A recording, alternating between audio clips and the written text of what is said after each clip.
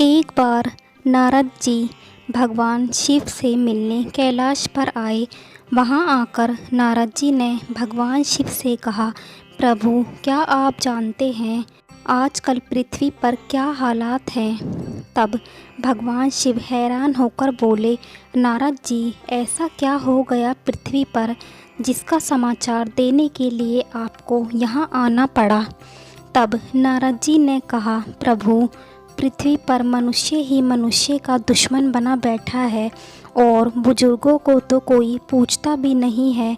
उनकी हालत तो बहुत ही ख़राब है, कृपया आप ही कुछ कीजिए। उस समय माँ पार्वती भी वहीं थी। नारद जी की बात सुनकर माँ पार्वती ने कहा, प्रभु क्यों ना हम स्वयं पृथ्वी पर जाकर भ्रमण के लिए चलें और वहाँ सब खुद देखें। तब माँ पार्वती की बात सुनकर भगवान शिव ने इसके लिए सहमति दे दी। अगले दिन भगवान शिव और माँ पार्वती पृथ्वी पर भ्रमण के लिए निकल पड़े। आकाश मार्ग से जाते हुए माँ पार्वती की नज़र कुछ बुजुर्गों पर पड़ी। उन्होंने देखा वहाँ बुजुर्गों की बेकदरी हो रही थी। उनको कोई खाने को नहीं पूछ रहा था। उनकी संतानें उन्हें ठोकर मार रही थी। उनकी संतान, उनके रिश्तेदार, किसी को भी उनकी परवाह नहीं थी। उनको कोई सम्मान नहीं मिल पा रहा था। तब माँ पार्वती ने भगवान शिव से कहा, हे प्रभु एक बात मेरी समझ में नहीं आती कि बुढ़ापे में ही मनुष्य की सबसे ज़्यादा बेकदरी क्यों होती है। बुढ़ापे में कोई उनकी बात क्यों नहीं सुनता, उनका सम्मान कोई क्यों नहीं करता। माँ पार्वती की बात सुनकर भगवान शिव ने कहा, पार्वती जब ईश्वर अपनी शासन प्रणाली के द्वारा जीवन की आयु सीमा निर्धारित की गई तो सभी जीवों को 40-40 साल की आयु प्रदान की गई, जिसमें मनुष्य भी था। लेकिन जब जीवों में मनुष्य ही था जो अपने 40 साल की आयु से संतुष्ट नहीं था, इसलिए उसने भगवान से आग्रह किया, प्रभु हमारी आयु सीमा कुछ बढ़ा दीजिए। 40 साल की उम्र में हम क्या कर पाएंगे। इस पर चर्चा हो ही रही थी कि तभी भगवान के दरबार में रोते रोते एक गधा आया और गधा भगवान से आग्रह करने लगा, हे प्रभु मैं 40 साल की उम्र लेकर क्या करूँगा, मुझ पर दया करो। मैं तो 40 साल तक बोझ ढोते ढोते मर जाऊँगा, मेरी हालत ख़राब हो जाएगी। इसलिए प्रभु मेरी आधी उम्र और किसी ज़रूरतमंद को दे दो, मेरी आधी उम्र कर दीजिए। भगवान शिव समझ गए कि गधा अपनी 40 साल की उम्र से संतुष्ट नहीं है। भगवान ने विचार किया, फिर मनुष्य को बुलवाया और पूछा, क्या तुम गधे की 20 साल की उम्र लेना चाहते हो।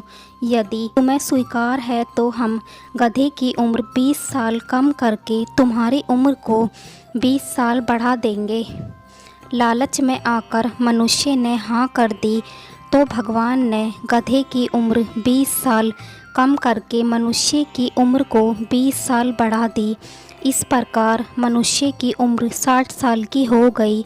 लेकिन भी मनुष्य संतुष्ट नहीं था। वह भगवान से अपनी उम्र और बढ़ाने के लिए आग्रह करने लगा। उसी समय वहाँ एक कुत्ता आ गया।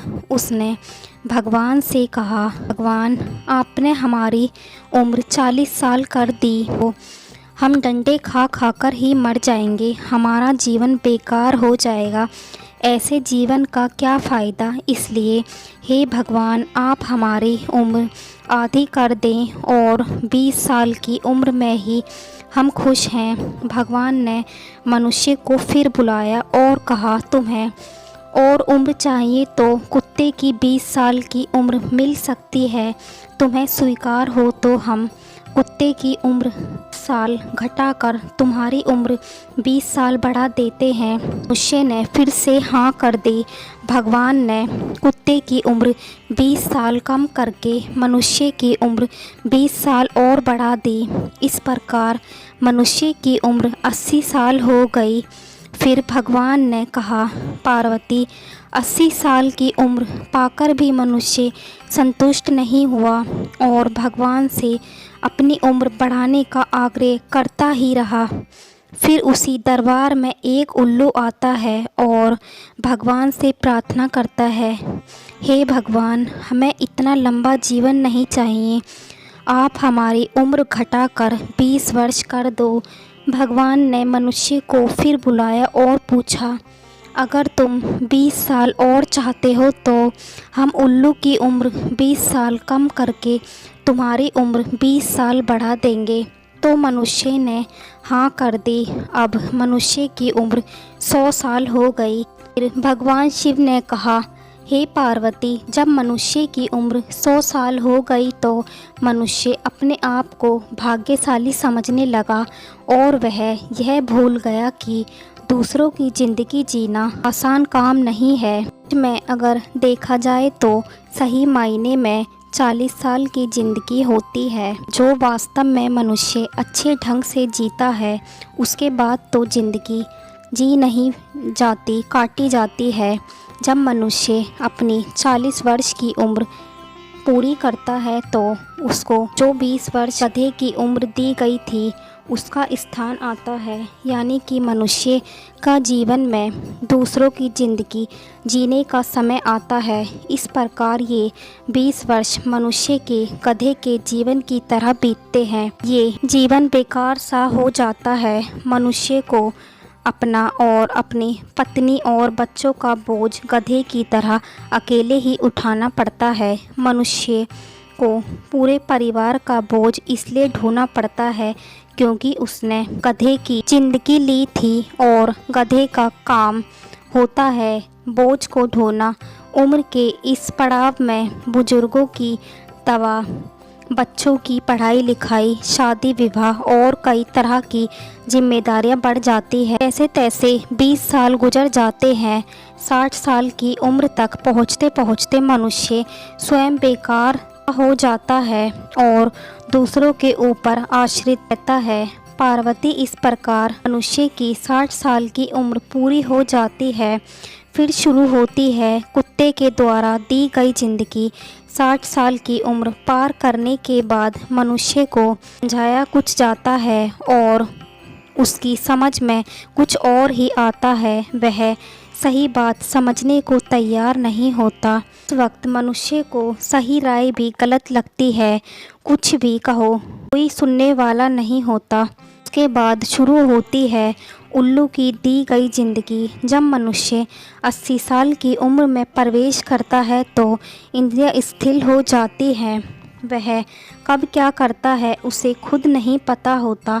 कानों से कम सुनाई देता है, आँखों से कम दिखाई देता है, बोला कुछ और जाता है, सुनाई कुछ और ही देता है। वह उल्लू की तरह बैठा बैठा ताकता रहता है, कब कोई उसे पानी देगा, कब कोई उसे रोटी देगा, कब कोई उसे स्नान कराएगा और उनके कपड़े धोएगा। परिवार वाले को अपने हिसाब से चलाते हैं। बुजुर्गों को सम्मान तभी मिल पाता है जब वह अपने परिवार और बच्चों के हिसाब से चलते हैं। यदि वह नहीं चलाएगा तो वह उल्लू की तरह बैठा बैठा देखता रहेगा, उसको सम्मान नहीं मिल पाएगा। भगवान शिव की बात सुनकर माँ पार्वती ने कहा, हे प्रभु, क्या कोई ऐसा उपाय नहीं है कि बुढ़ापे में मनुष्य की इस तरह बेकदरी ना हो और वह सम्मान पा सके, उसका बुढ़ापा अच्छी तरह से गुजर जाए। तब भगवान शिव ने कहा, पार्वती, बुढ़ापा अच्छी तरह कट सकता है। उसके लिए उसको जो 40 वर्ष की उम्र मिली है उसमें उसे अच्छे काम करने होंगे। जैसे वह अपने चरित्र को अच्छा रख। यदि आपका चरित्र अच्छा हो तो लोग आपका साथ नहीं छोड़ेंगे। ईश्वर चित्र में नहीं चरित्र में बसता है।